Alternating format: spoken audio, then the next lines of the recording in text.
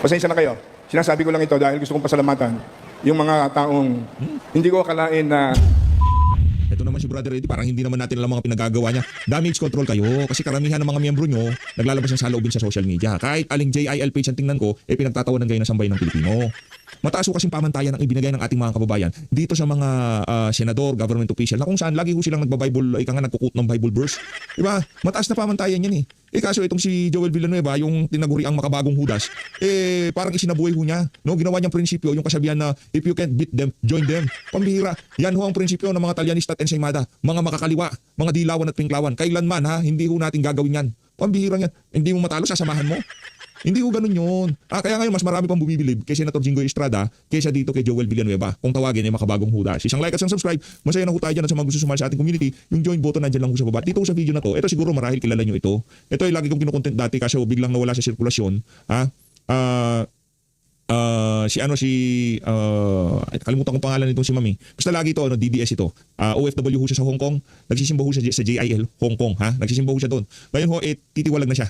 Yan ang sinasabi ko, wag naman sana ng katisuran ng ibang mga mananampalataya yung ginawa na yun ni Senator Joel Villanueva. Kasi yung mga kababayan, yung mga malalalim sa pananampalataya, hindi na siguro mangyayari yun. Pero yung mga baguhan pa lang, yung tipong hindi pa ganun kalalim ang kanilang pundasyon, naiintindihan nila itong issue na to sa mga maanumalyang flood control project at kung ano ang kanilang pinaglalaban dyan sa Senado, tapos biglang gagawin yan ni Senator Joel Villanueva. Sa tingin ko, Brother Eddie, kailangan mong pagsabihan ng anak mo. Konsensya ba yun? Yung ginawa niya na yun, konsensya yun? Pakinggan natin to si Brother Eddie, damage control ho sila. pasensya na kayo. Sinasabi ko lang ito dahil gusto kong pasalamatan yung mga taong hindi ko akalain na maninindigan sa katotohanan at katarungan. Si Senator Ronald Bato at saka si Senator Robin Padilla. Naku po, ano yan? Para saan? Ba't pasasalamatan? Iniwan nga ng anak mo eh. Di ba? Iniwan nga ng anak mo. Ba't pa pasalamatan? Nanindigan sila, hindi nila sinamahan yung mga magnanakaw ng maleta. Balita ko, pang 10 ka daw sa pinakamalaking pondo dyan sa House of Representatives. Oh, congratulations sa Sibak Party List, di ba?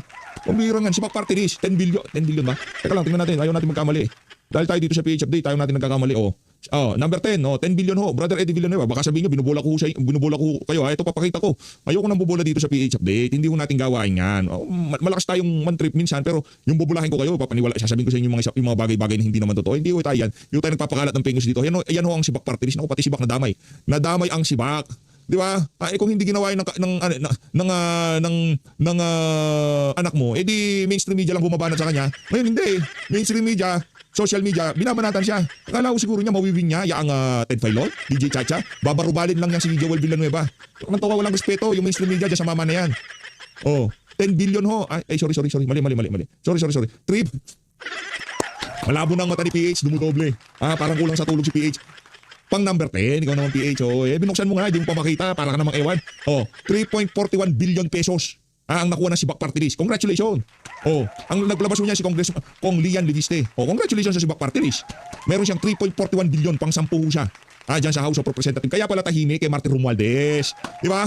Pinapasalamatan mo itong si Senator Bato de la Rosa. Papuntang dahig yun. Senator Robin Padilla, balak din yung kulong. Senator Alan Peter Cayetano, araw-araw yung pagbati ko sa kanya. Diyan sa House of Representatives, Brother Eddie, anong ginawa mo? Huwag naman ho sana ikasama ng loob ng mga kapatid natin sa pananampalataya dyan sa GIL ha. Pero hindi alam niyo yan, alam naman kasama natin yan dito sa PH Update na talagang tinitingala natin yan si Brother Eddie. Hindi natin binabanatan yan, pero dito sa ginawa na to ni Joel Villanueva, pasisya na lang tayo. Ito realidad lang tayo walang kalokohan ito. Alam mo, Brother Eddie, kung anong pinaglalaban ni Senator Alan Peter Cayetano, Rodante Marcoleta, kahit na hindi tayo magkakaparehas ng pananampalataya, pero nagkakaisa tayo dun sa isang layunin. Di ba? Ano yung layunin na yun? Maisiwalat kung sino ang mastermind sa mga maanumalyang flood control project. Anong ginawa ng anak mo? If you can't beat them, join them. Ito, si Brother Eddie. Kasama nila Alan Cayetano. Ilan sila? Tungkulin kong give honor to him, honor is due. Bulahan mo yan. Ito naman ho yung tagpo, siguro hindi niyo na napanood dito kasi ito ho yung tagpo. Salamat kay kay Brother Jimmy Bondok. Kung di ako nagkakamali kaparehas natin ang pananampalataya si Brother Jimmy Bondok ha. Kung di ako nagkakamali Kristiyano din yan si Brother Jimmy. Shout out kay Atty. Jimmy. Palakpakan natin. Napakahusay na abogado, napakamaprinsipyo at may paninindigan talaga. Yan ang senador ko sa susunod na eleksyon. Yan. Nag-uusap nga kami ni Commander, sabi ko. Kasi siyempre hindi mo naman maiwasan, di ba? Nakukwento mo rin yan. Ako kasi as much as possible pagka labas ng dito sa mga ginagawa natin reaction video. Paglabas natin, gusto natin ma-repress yung utang natin kasi pagbalik natin ganun na naman eh. Diba? Pero dito sa isa na to sinabi ko, kung ako si Joel, papakulong ako. Papakulong na lang ako. At least, masasabi ko sa sarili ko, kahit ikulong nila ako, alam nila ang katotohanan. Alam na sambayan ng Pilipino. At marami sa ating mga kababayan, ang imbis na babatikusin ako, ipagtatanggol ako dito sa isa na to. Pero itong ating Joel Villanueva, iba hong ruta ang kanyang tinahak. O ito, panoorin nyo. Ito ho ang pagbulong ni makabagong hudas na Joel Villanueva dito kay Senator Dante Marcoleta. Ay, love natin yan si Sendante. Ito. Di man nagsalita si Sendante, pambihira. Di man nagsalita si Sendante. Di man niya pinansyan eh. Kita ko sa bibig ko. Hindi man nagsalita si Sendante. Masakit, Brad. Iba yung ginawa mo eh. Yung pagsasama-sama nitong sila Tuta Soto, Mig Zubiri, meron silang isang layunin. At yung layunin na yun, hindi Nobel. Hindi yung nakakarangal. Yung tipong, yung pagsasama-sama nila, ano ba dahilan ng pagsasama-sama ng majority ngayon? Para mapagtakpan yung mga magnanakaw sa Malacanang. Ano ba yung inyong pinaglalaban nung kayo nasa majority, Senator Joel? Pasensya na lang. Kung ako ito diretso ho mga kababayan. Magpapakulong ho siguro ako. Tatahakin ko yung tinahak ni Jinggoy Estrada. Sabihin nyo ng tanga, mahina o kung ano pa man. Pero ang alam ko lang dito, deep inside of my heart, I know na ginagawa ko ang tamang bagay. Sabihin nga nila na magnanakaw ako, nag-kickback ako. Pero alam ko sa sarili ko at alam ng Panginoong Diyos na hindi ko ginawa yan. Ikamuhian na nila ako lahat. Pero sisiguraduhin ko dito, susundin ko yung path na usalan din nakaran ng mga prinsipyo. Nagpakulong ko sila, nagpakamartir sila. Hindi nila pinili yung convenience kagaya nitong makabagong hudas na Joel Villanueva. Masyado ka na naman. Ito na si Bay, siyempre, alangan naman PH ka lang bumalagbag dyan. Alangan naman si Bay, di ba balagbag? Wala pa muna natin si Bay. Oo. Banatan mo naman. Idol natin si Bay. Naisip ko lang bakit ang bilis bumigay ni Judas Villanueva? Naku po, yung sinasabi ko eh. Di ba? Sinasabi ko hindi bumabanat ng ganyan si Idol Bay eh. Di ba? Masakit kasi. Yung pamantayan na ibinigay alam ko, ano natin yan, kaparehas natin ng pananampalataya. Kristyano yan si Bay. No? Yung pamantayan ay iba eh. Iba yun eh. Hindi yan kagaya ni si Cheese given na yan. Ano lang, patato mo lang kilay niya, bibigay na yan. Tapatan mo lang ng malitin, okay na yan. Pero itong Joel Villanueva, kasi iba ho pagka meron kayong ika nga Panginoon. Pagka yung inyong pinaglilingkuran, hindi yung mga taong nakapaligid sa inyo, kundi yung Panginoong Diyos na nasa langit. Diba? Yun eh. Yung ika nga, yung pagkakasiyo ng inuna mo, lahat magsusunod-sunod na yan. Pagka yun yung sinundan mong prinsipyo, diba? Sabihin mo totoo, gawin mo tama. Kasi hindi ginawa ni Joel Villanueva. Kaya ngayon, siya ang kung tawagin ay makabagong hudas. Si Jinggoy, pinressure din naman. Umiisipin mo nga, dapat ang mabilis bumigay si Jinggoy. Bakit? Kasi dati na po siyang nakulong, alam niya nang hirap ng nasa kulungan. So dapat mas mabilis na bumigay si Jinggoy kaysa kay Villanueva. Bakit pa si Villanueva ang bilis bumigay? Anong dahilan? Meron pa nga si Villanueva mga support group dahil may kongregasyon siya at may tatay siyang pastor. Bishop pa nga, di ba? Pero bakit kaya ang bilis nang bumigay? Hindi kaya dahil may katotohanan yung isasampang kaso sa kanya? Backlash, matindi-tindi yung backlash. Ako, nalulungkot ako sa pinagdadaanan ngayon ng JIL. Sa totoo lang, pag nakikita ko, lahat ng post, JIL Caloocan, JIL Manila, JIL Pampanga, JIL Baguio, wala ko tayong nakikitang comment kung hindi about doon siya ginawa ni Joel Villanueva. Ngayon, yung buong kongregasyon, yung buong simbahan, kinakaladkad dito sa dito sa politika na kung saan ang nagbenepisyo lamang yung kanyang pangsariling interest. Sa tingin niyo ba, ito tanong ko lang ha, hindi naman tanga ang mga miyembro ng JIL. Ang dami nang nakulong. Diba? At yung mga nakukulong, nakikita nila puro kalaban ng administrasyon. Hindi tanga yung mga miyembro ng JIL. Tinatanga ni Joel. Ganun katindi ho. Akala siguro ni Joel, makaka-iskapo siya dito sa hindi ka makaka-iskapo, Brad. Sinasabi ko sa iyo, araw-arawin kita dito sa PH3. Joel Villanueva. Buti nga si Cheese Alam ko na kasi si Cheese bibigay yan. Alam ko na kasi si Cheese, political butterfly yan. Diba? Given na yun. Walang isang salita yung mga yan. Pero yung lingkod ng Panginoon, pastor, ibang pamantayan yan. Diba? Tingnan nyo pagka pinapakinggan natin itong si Senator Alan Peter Cayetano. Iba yung pamantayan yung binibigay natin sa kanya. Kasi nga alam natin, yung hugot niya, hindi lang basta-basta ika nga, yung batas, yung bendalo, ano pa man libro. Biblia ang kanyang hinuhugot. Di ba? Bago ang lahat. Di ba? Biblia muna. Ano ba ang dapat gawin? Yung paninira sa kanya, ayaw bumitaw, nasa history niya na yan, pagka nahawakan ng kapangyarihan, hindi na. Marcos yun, hindi Cayetano. Yung propaganda yun, huwag kayong maniwala doon. Walang yang. Baka yung mga nakikita nating banal-banalan niya ay isa lamang po itong pagpapanggap. Pero sa bagay, pag naalala ko yung banal-banal yan, pumapasok sa isip ko yung langit-langitan. May mga panahon na to, si Joel Villanueva ay nasa langit-langitan. Pambira, Joel. Nalulungkot ako dun sa ginawa mo, brother. diba noong 2016, na-involved na rin yan sa isang kaso sa Sandigang Bayan. Baka this time hindi niya na malusutan. Kaya bumigay na lang siya. Ano sa tingin nyo? Ako tingin ko tingin ko lang may punto tong si Bay.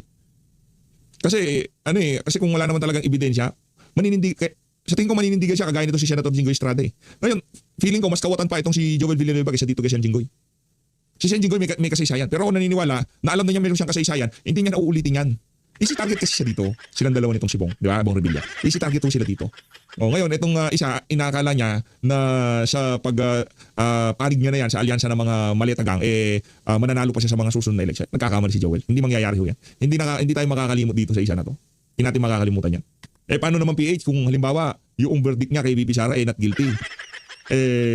Anong magiging, tayo mo kay Joel Villanueva? Kung doon sa, ika nga napakatinding backlash kaya niyang kumampi sa mga magnanakaw ng maleta at na kakaladkad sa iskandalo ng mga manumalyang flood control. Wala na kung mas titindi dito sa backlash na inahaharap niya ngayong mga panahon na to dahil mismong simbahan ng JIL o Joel Junior is Lord. Diba? Na kung nakakaladkad dito, wala na titindi dito. Yung ika nga, yung kay VP Sara, ano na lang yun. Merienda niya na lang yun kung guilty yung verdict niya kay VP. Kasama sa deal. Alam ka naman, mag-i-impeachment na, ililipat ka na nga. Pag-uusapan na yan, magkaka-horse trading na kung tawagin dyan. Lilipat ka sa amin, magmamajority ka. Hindi lang basta-basta majority gagawin mo, ha? Magkakala mo tapos na tayo sa quorum, hindi yan. Magkakala mo tapos na tayo kay Jingle Chile, hindi tayo tapos yan. Malinaw na pagka sumali ka sa amin, guilty ka kay Sara Duterte. Kayo naman, mas magagaling naman ho kayo dyan. Diba, ako yung community natin dito, naniniwala akong talagang ano na nila yan, basa na nila yan. Papunta pa lang itong mga maletagang na to, pabalik na tayo, kaya alam na natin kung anong pinaplano nila dyan sa impeachment. At kung sakaling ma-impeach si VP Sara, ha? Worst case scenario, hindi pa rin sila ligtas. Kaya nga charter change ang talagang talagang itinutulak nila ngayong mga panahon na to kasi yun lang talaga makakasalba sa kanila. Pag nagka-election, talo ho sila kahit anong gawin nila. Talo. Sa maniwala ko kayo sa hindi. Talo ho sila kahit sa... Si George hindi ho niya kaya. Hindi ho niya kayang kontrolin yung magiging butuhan. Hindi ho kayang manipulahin yung merong consolidation server, ayusin muna doon yung mga bago pumasok doon sa main server. Walang ganun. Hindi kakayan, puputok yung mga makina. Dito tayo. Ito DDS ho itong si Ma'am. Lagi ho natin pinapanood ito eh. Kaso nawala lang siya sa sirkulasyon, di ko alam kung bakit. Ito siya, Kata Leia. Ma'am Kata Leia. Si Ma'am Kata Leia. Si Ma'am Leia. Hindi ako nagkakamali, OFW ho siya mula sa Hong Kong, no? At nagsisimba ho siya sa GIL, no? Viral ho siya ngayon sa mundo ng social media, no? Madam, basta wag lang ho tayong wag ho nating ikatisuran yung ginawa na yan itong si Senator Joel Villanueva. Manatili tayo sa ating pananampalataya, no? Hindi ko inikayat na lumipat kayo ng charts o kung ano man, no? Ano lang yan, walang perfectong charts. Meron at merong issue yan. Kahit saan tayo magpunta, walang perfectong bahay. Okay? Ngayon kung talaga meron kang lilipatan, wala namang problema. Pero hindi ko ini-encourage, no? Kasi kahit saan tayo magpuntang simbahan, merong problema yan. Panalangin na lang ho natin. Alam mo si P. Pag hindi na alam gagawin, mananda lang. Lord, please. Diba? Makapangyarihan ho yan. Yan ang isa sa ika nga subok na yan. Proven and tested na ho natin yung panalangin. Walang hindi nakukuha sa panalangin. Panalangin ho natin. At alam ko halos lahat ng nakikipaglaban para sa Meron na daw bagong meaning ang ngayon, JIL. Joel is ligtas. Palakakan. Ang kukulit nyo, gumawa ng meme. Walang niya kayo. sa bayan natin. Alam ko lahat tayo ay nalulungkot sa nangyayari.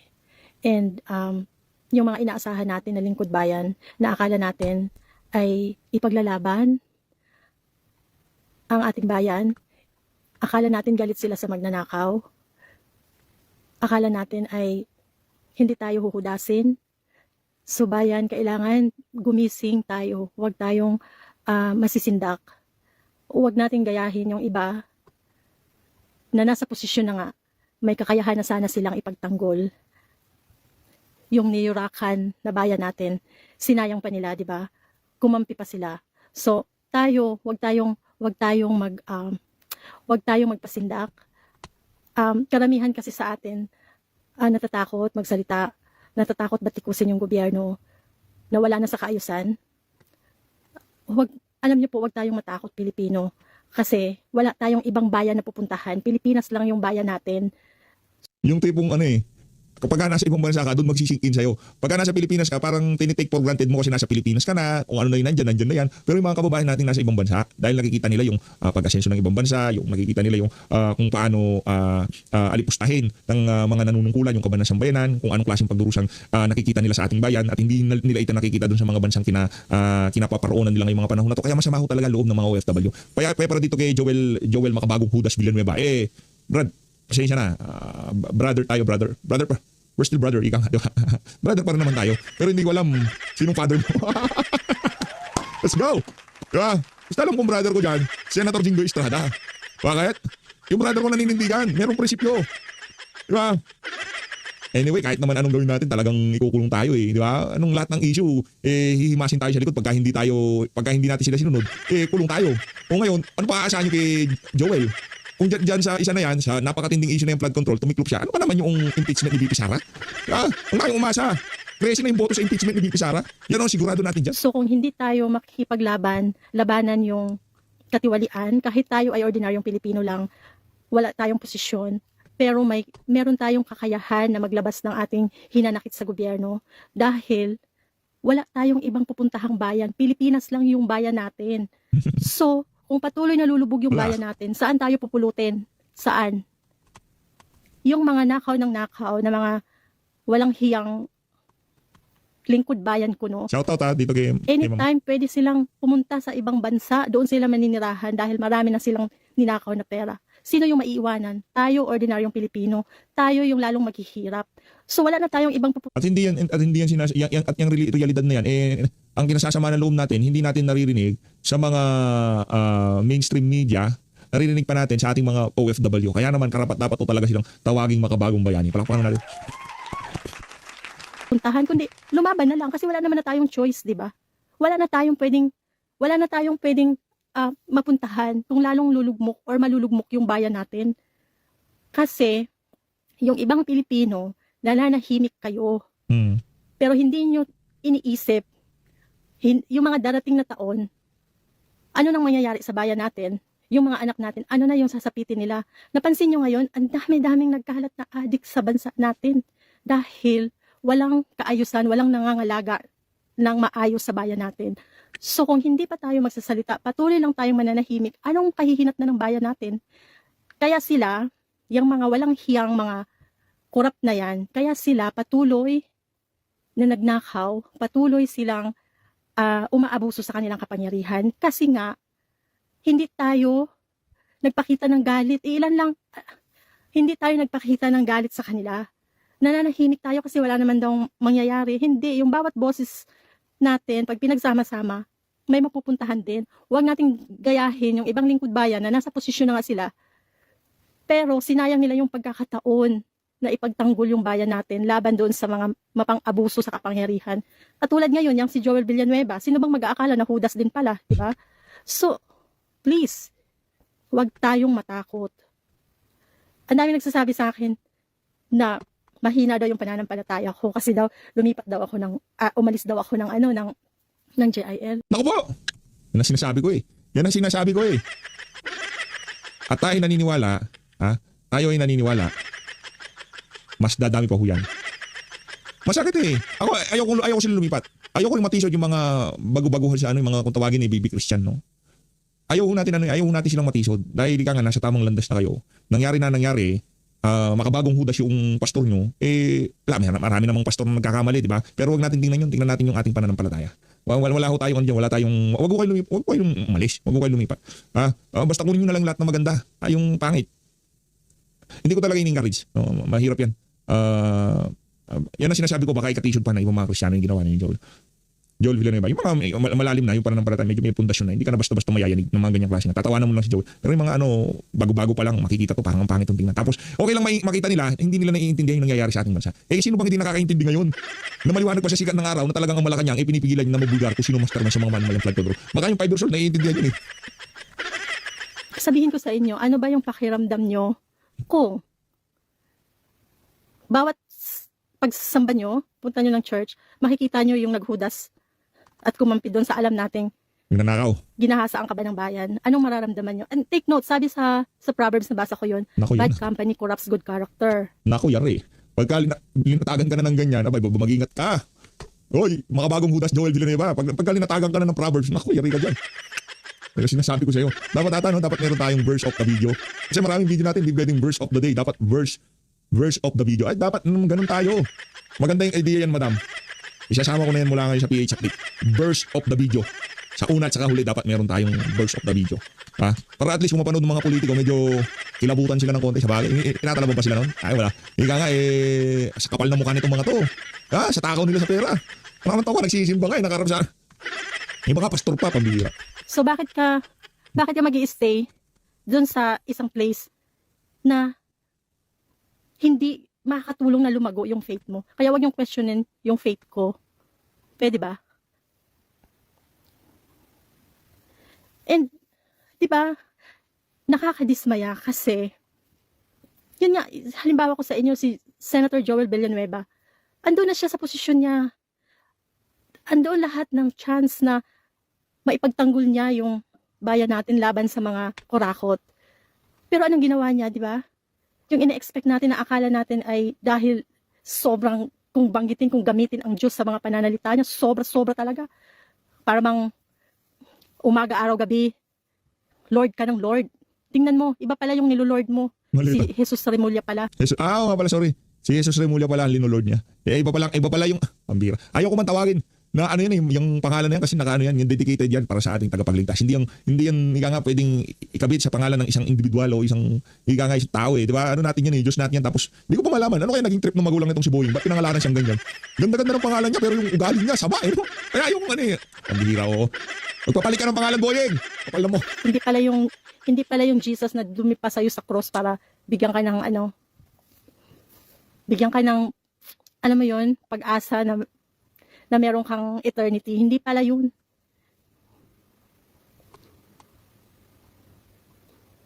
Di ba? Tapos, Tambay lang tayo dito kay ate yes, nakalagay sa Bible, fix your eyes unto Jesus because He is the perfecter of our faith. Totoo yun. Yan. Totoo yun. Nako. Hindi ibig sabihin Talaga noon dito, dahil siguro iba-iba tayo ng stand dyan, iba-iba tayo ng pananaw sa pagdating sa faith natin. And besides, walang sino man ang pwedeng, wala ding religion na makakapagligtas. Alam naman natin yun. Wala. But, Walang reyon. iba yung case ni Joel Villanueva eh. Andun ka na sa majority. And alam mo, napaka-crucial ng gagawin mong desisyon. Diba? Alam mo yung ginawa mo na maaaring matigil yung investigasyon ng flood control. So ano yung hinahadlangan mo dyan? Para hindi malaman ng taong bayan yung totoong pangyayari doon sa paano nilusta yung pera sa flood control. So ikaw yung nagbigay ng dahilan para matigil yung investigasyon, di ba? So wag niyo questionin yung faith ko dahil lang sa hindi ko dinudiyos din si Joel Villanueva. Ang akin lang is ang daming pagkakataon. Hindi lang si Joel Villanueva, yung lahat ng kumumpi dyan kay BBM. Ang dami na nilang pagkakataon sana na maipagtanggol yung bayan natin laban sa mga kurap. Pero sinayang nila, di ba? Kumumpi sila doon sa mapang-abuso sa kapangyarihan. So tayo, bilang Pilipino, wala naman na tayong pwedeng gawin, di ba? Kung mananahimik tayo, sino apektado? Yung mga anak natin, yung mga susunod na henerasyon na Pilipino. And saan ka ba pupunta? Pilipinas lang naman yung uuwian mong bayan. May iba ka pa bang bansa? Mayaman ka ba na pwede kang lumipad kahit sa anong bansa at tumira ka doon? Wala, di ba? So tayo lang, Pilipino, ang pwede mag-ingat sa bansa natin, ang magtanggol sa bansa natin laban dito sa mga kurap. So, kaya ako nagtataka, bakit yung iba takot na takot kay Adik, nabangag na presidente, bakit natakot na takot kayo?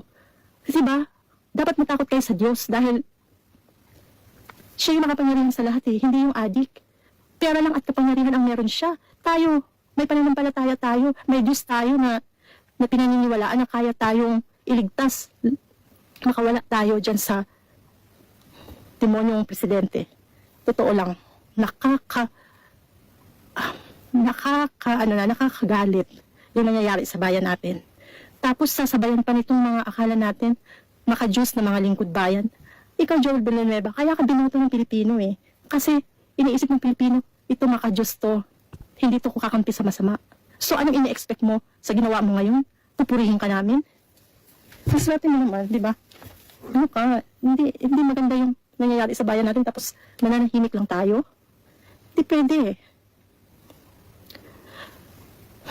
Pasensya na, hindi ko mabasa ng isa-isa yung mga comment nyo kasi sobrang bilis ng pag-pop up.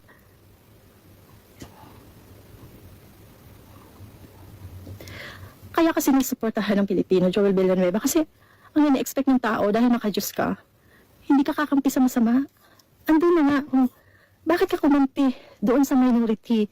Mas nakita ng publiko kung gaano sila nagsumikap para hadlangan yung investigasyon ng flood control. So bakit ka doon? Bakit ka tumawid? So ano yung motibo mo? Bakit ka tumawid? 'Di ba? So expect mo na talagang mararamdaman mo yung galit mo. Tumawid siya ma'am kasi dahil sa GIL. Kasi yung bagong kahulugan ng GIL ngayon Joel is ligtas. Ang taong bayan sa'yo. Diba? Ako po I was baptized 1999 sa GIL. Nabaptize ako sa Bulacan, 1999. And hindi ako nagpapalit ng church. Saan ako magpunta, hinahanap ko yung GIL. Kasi, na-feel ko yung parang at home ka, yung ganun. Meron talagang ganun. Ako nalulungkot ako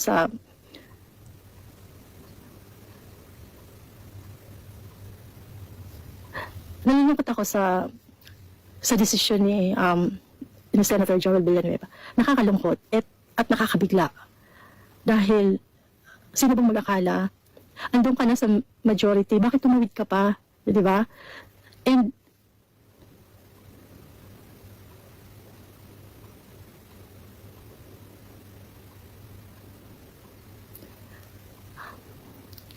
di ba? So, nakakalungkot. Hi Roxanne, thank you for watching.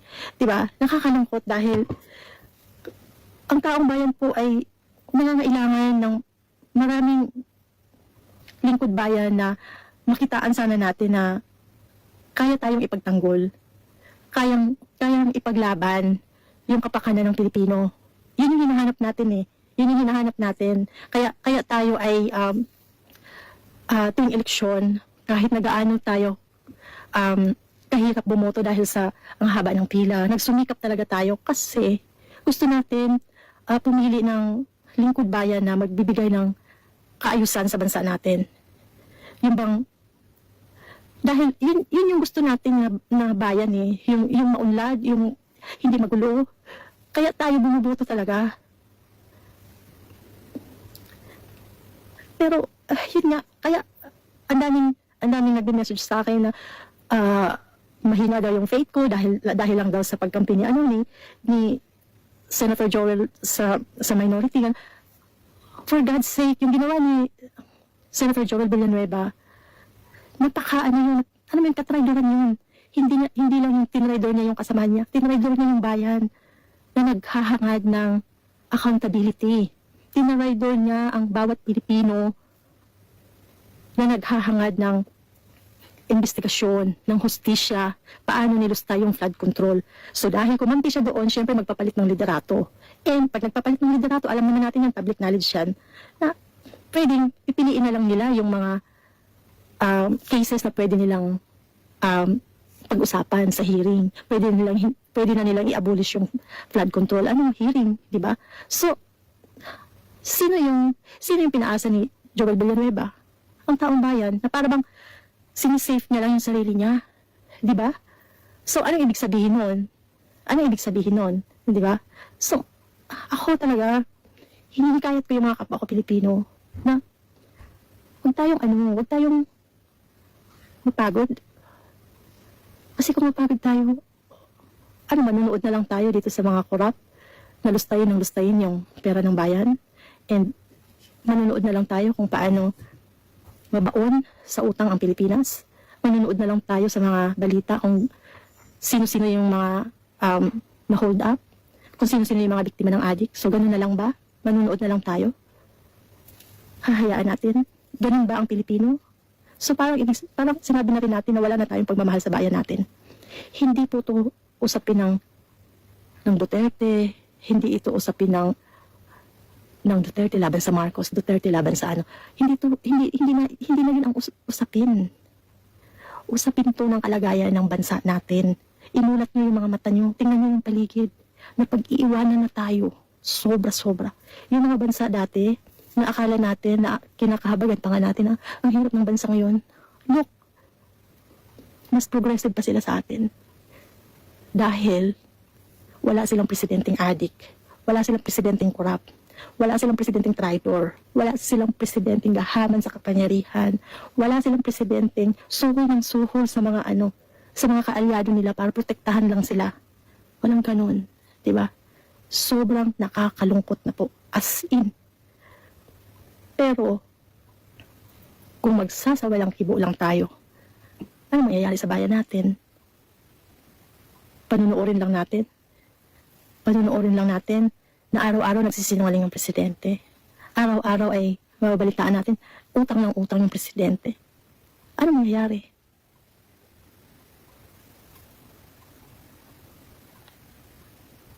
Diba? Hindi po to yung dahil lang sa desisyon ni Senator Joel Villanueva, may umalis na sa sa GIL. Naintindihan niyo ba kung ano yung ginawa ni Senator Joel Villanueva? Kung gaano ka walang hiya yung desisyon na ginawa niya? Naintindihan niyo ba? Yung mga bumabatikos na bakit? Damay-damay tayo. Sama-sama tayong pabagsak. Iisang bangka lang tayo kasi parehas tayong Pilipino. Pilipinas lang yung bansa natin. Hindi ko alam bakit hindi maintindihan ng iba. Huwag niyong idahilan sa akin na dahil Duterte ako or what. Hindi na yun yung usapin ngayon. Kung Duterte ka o ano ka, loyalista ka o Pilipino ka, Pilipino ka. Bakit? Pag loyalista ka ba? Magkaiba yung presyo ng binibili natin sa merkado. Magkaiba kasi loyalista ka, mas mura yung sa'yo. Mas mahal yung sa akin. Di ba? Lahat tayo apektado.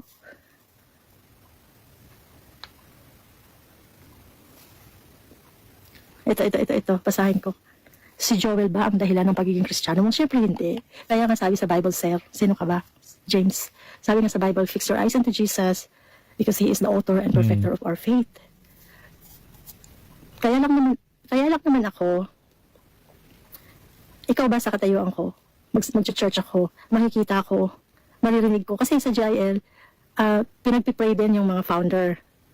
So, pinagpipray yung from the father, yung tatay ni Joel Villanueva hanggang sa mga anak. So, ikaw ba, mag-church ka, maririnig mo yung pangalan na yun, Senator Joel Villanueva. At anong sasabi sa isip mo? Ito yung naghudas na imbis na maiimbestigahan yung flood control kung paano nilusta yung pera sa flood control, imbis na maiimbestigahan, mabibigyan ng hustisya ang taong bayan. Dahil dito sa desisyon ng taong to, mahaharang. So, anong pwede mong isipin bawat samba mo? Sige nga, ano? So, hindi ka magkakaroon ng peace of mind. Kaya nga di ba? Sabi nga dun sa Proverbs, bad company corrupts good character. So, makukorrupt mo yung ko, di ba?